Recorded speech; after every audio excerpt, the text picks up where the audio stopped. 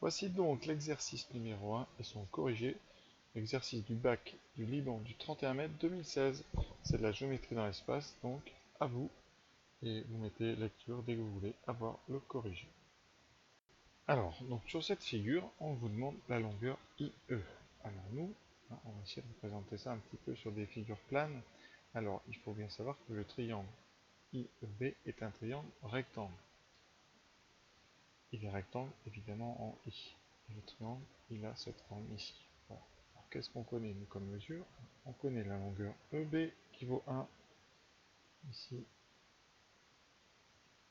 Et IB, on ne le connaît pas, mais on peut le calculer parce que, vu du dessus, ABCD est un carré et I est au centre. Donc comme c'est un carré et que tous les arêtes sont à 1, vous avez un carré qui a des arêtes qui font 1. D'accord?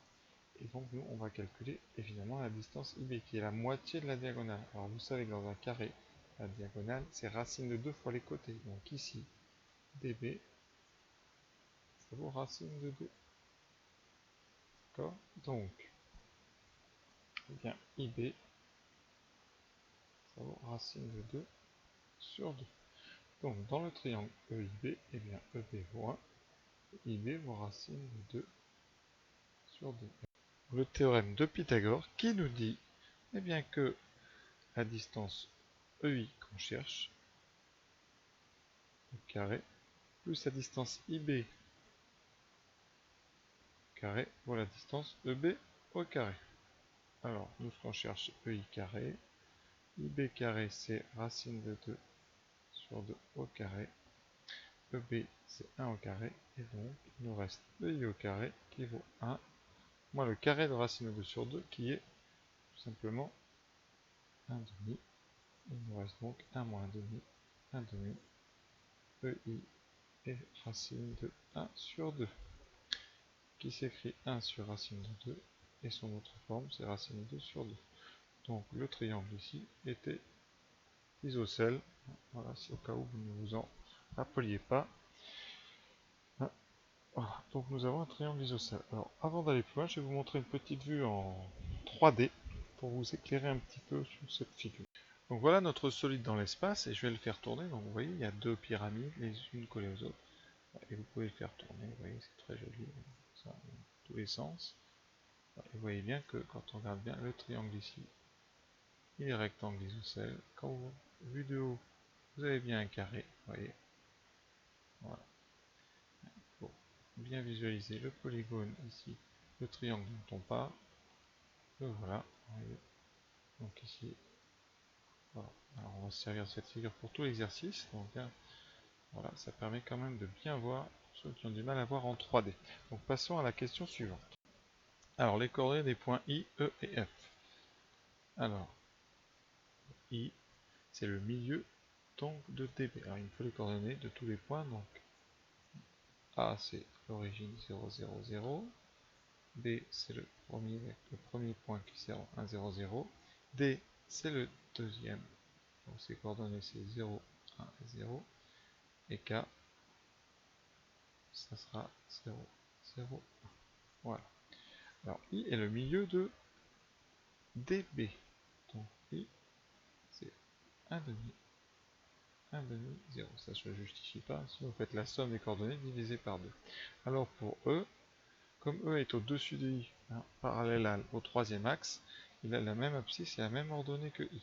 Par contre, au niveau de sa troisième composante, eh bien, on a vu que la IE c'est racine sur 2, et comme IE est collinéaire à AK, eh bien, E c'est donc racine de 2 sur 2 ici. Voilà. Et F, il est exactement dessous, I est le milieu de EF, donc c'est 1 demi, et racine de 2. Sauf qu'il est en dessous, donc vous mettez 1 moins. Donc voilà les coordonnées de tous les points un petit peu du dessin. Et maintenant on va pouvoir passer à la question 1B sur un vecteur normal. Alors pour tous ceux qui veulent voir en 3D, donc voilà le plan B, c'est une des faces du triangle, vous voyez.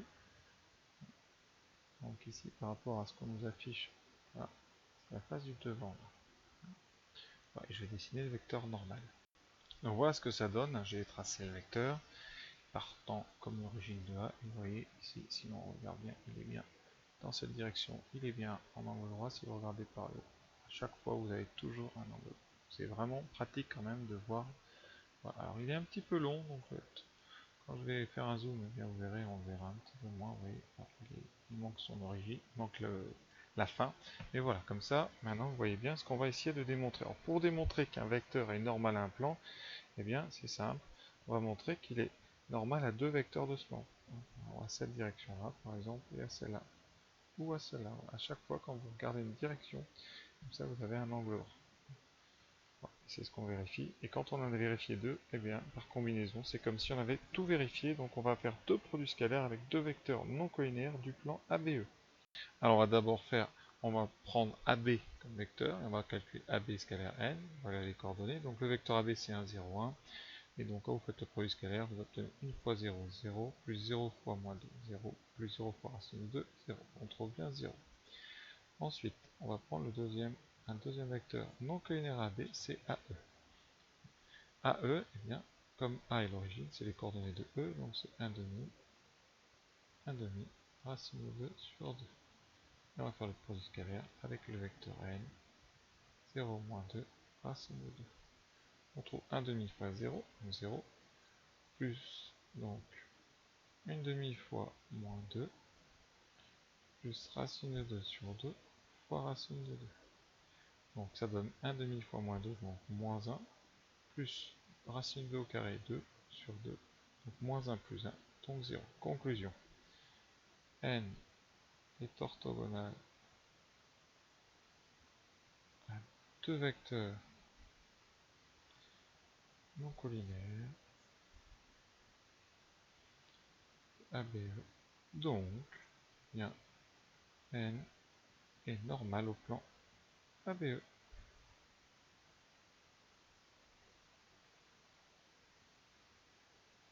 Voilà. Question suivante. Alors n est normal à ABE. Donc, ABE possède une équation du type donc, ax plus by plus c plus d égale 0, avec ici a égale 0, p égale moins 2 et c égale racine de 2. Donc l'équation de AB a une équation peut être, eh bien, tout détail, 0 fois x moins 2y plus racine de 2z plus d égale 0. Il faut déterminer d avec un des points. Or, A appartient à ABE. Conséquence, comme A c'est 0, 0, 0, eh bien ça implique que D est égal à 0. Donc, le plan ABE a une équation cartésienne, moins 2y plus racine de 2z égale 0. Ouais, sur ce logiciel, vous voyez ici, s'affiche l'équation, alors elle a été arrondie, et ce 0,7 c'est racine de 2 sur 2.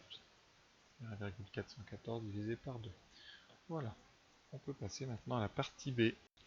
Alors ensuite, on nous demande de démontrer que deux plans, donc les plans FDC et ABE, ABE dont on vient de parler, on demande de démontrer que ces deux plans sont parallèles. Alors pour montrer que les plans sont parallèles, la méthode la plus simple, c'est de montrer que ils ont des vecteurs normaux qui sont collinéaires. Donc on a déjà un vecteur normal à ABE, et bien on va chercher un vecteur normal de FDC. Ou alors on va montrer que le vecteur normal de ABE est aussi normal à FDC. Alors, je vous propose donc de faire ceci. Donc les coordonnées de n sont 0, moins 2, racine de 2, il est normal à ABE. Je rappelle les coordonnées de f et de d, et je calcule les coordonnées du vecteur fd, qui sont moins 1 demi, racine de 2 sur 2.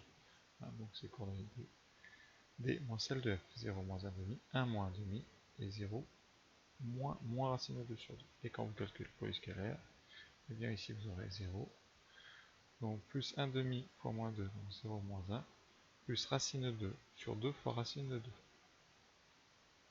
Et ça fait moins 1 plus 2 sur 2, donc ça fait 0. Donc on a déjà n qui est orthogonal avec FD. Ensuite, on va s'occuper du deuxième, on a le plan FDC, donc on va s'occuper de DC.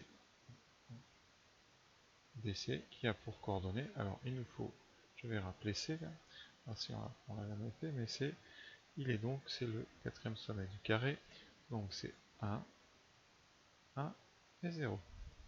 Donc DC, eh bien vous faites la soustraction des deux, donc vous aurez 1, 0 et 0. Voilà, vous faites scalaire. De toute façon, DC, c'est le même vecteur que AB, donc forcément on a déjà vérifié tout à l'heure qu'il était normal à AB, donc on retrouvera 0, ça a déjà été fait. Voilà. Conséquence, eh bien, donc N est normal à FD et DC, qui sont non collinaires. Il suffit de voir leurs coordonnées ici, hein, vous voyez, à cause des deux zéros ici, FD et DC ne sont pas collinaires, donc N est normal aussi à donc FDC. Et comme il est normal aussi à donc ABE, les deux choses ensemble, ça nous donne donc FDC et ABE sont des plans parallèles.